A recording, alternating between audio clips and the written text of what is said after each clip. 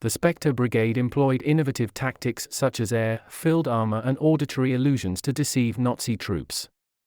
While their weapons were non-functional, their tanks stationary, and their proficiency lay more in art than combat, this covert group of 1,100 US artists, designers, and audio specialists, unofficially dubbed the Spectre Brigade, played a pivotal role in World War II.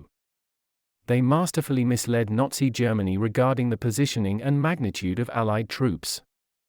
Comprising the 23rd Headquarters Special Troops and the 3,133rd Signal Company Special, these individuals, mastering the craft of warfare, shielded thousands of US soldiers and were recognized with one of the nation's premier civilian accolades. Utilizing air-filled dummies, counterfeit radio transmissions, and speakers broadcasting strategic sounds, the Spectre Brigade could mimic an army 30 times its actual size, even when just a quarter mile from the battlefield.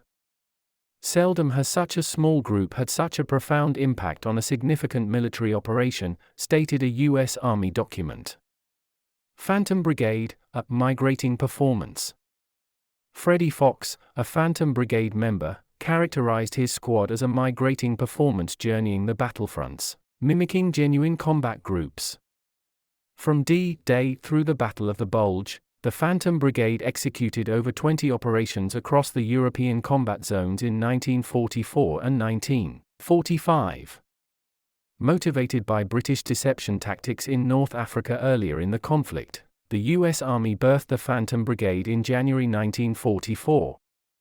This standalone division was crafted expressly to perform visual, auditory, and radio illusions in preparation for D-Day.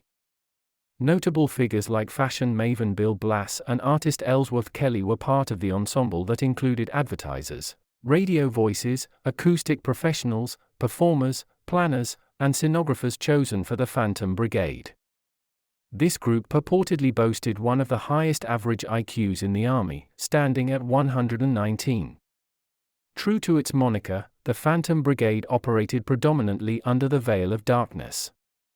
Concealment maestros utilized petrol-driven air machines to inflate rubberized armor, vehicles, artillery, and planes, which artists intricately adorned to mislead Nazi aerial spies, as detailed in a December 6, 1945 article from the Meriden Daily Journal. Radio experts dispatched deceptive signals, even imitating specific operator mannerisms for added credibility. Acoustic specialists amplified recorded military activities using vast loudspeakers, capable in certain scenarios of being heard from 15 miles distant. Phantom Brigade's D-Day engagement. The majority of the Spectre Brigade landed in England in May 1944, right when D-Day plans were nearing completion.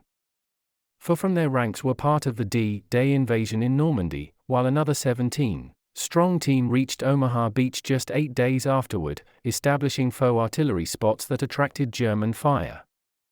In the heat of 1944's summer, the Spectre Brigade initiated its grand-scale ruses, deploying 50 mock tanks and placing audio trucks just a stone's throw from the front line amidst the blockade of the French harbor at Brest. Under Operation Brittany's umbrella, they misled the Germans regarding the whereabouts of General George Patton's Third Army. This strategic diversion allowed Patton's forces to bypass enemy notice, speeding across France. As a vulnerable breach appeared in Patton's formation during his assault on the fortified Metz in September 1944, the Spectre Brigade was called upon once more. Until reinforcements could fill this break, for a week the illusion masters stood their ground with their fake equipment and audio devices emitting sounds of roaring tanks, vocal soldiers, and even directives from sergeants demanding extinguishing of cigarettes. Their radio trickery also diverted Germans from Patton's efforts to relieve Bastogne during the Battle of the Bulge.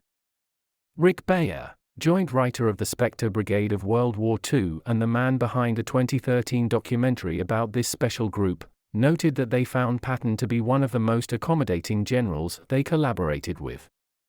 Patton was exceedingly cooperative and open, even pitching in ideas to enhance the ruse. He wholeheartedly endorsed their concepts, Bayer observed.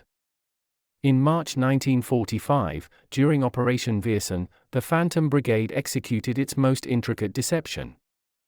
As the Ninth Army geared up for the perilous traverse of the Rhine River, the Phantom Brigade took a position 10 miles south of the planned crossing point to divert German focus. They exaggerated their numbers by simulating both 600 dummies and represented 2 divisions, accounting for a false 40,000 troops. Simulating the presence of the 30th and 79th Infantry Divisions, radio communications broadcasted misleading movement plans while sound trucks played audios of bridge building, artillery bursts, and even officers' heated exchanges. The Phantom Brigade marked their vehicles with concocted division numerals and symbols, and set up deceptive command centers inhabited by pretend commanders. Fabricated patches were attached to their outfits, and they loudly shared fake plans in local eateries and taverns, ensuring any concealed German agents would catch the misinformation. The stratagem was successful. The Nazis targeted the Phantom Brigade, allowing the Ninth Army to traverse the Rhine with minimal pushback. A few weeks thereafter, the Phantom Brigade's duty concluded in tandem with the cessation of World War II. Their operations might have been built on deceptions, but their valor was unmistakably genuine.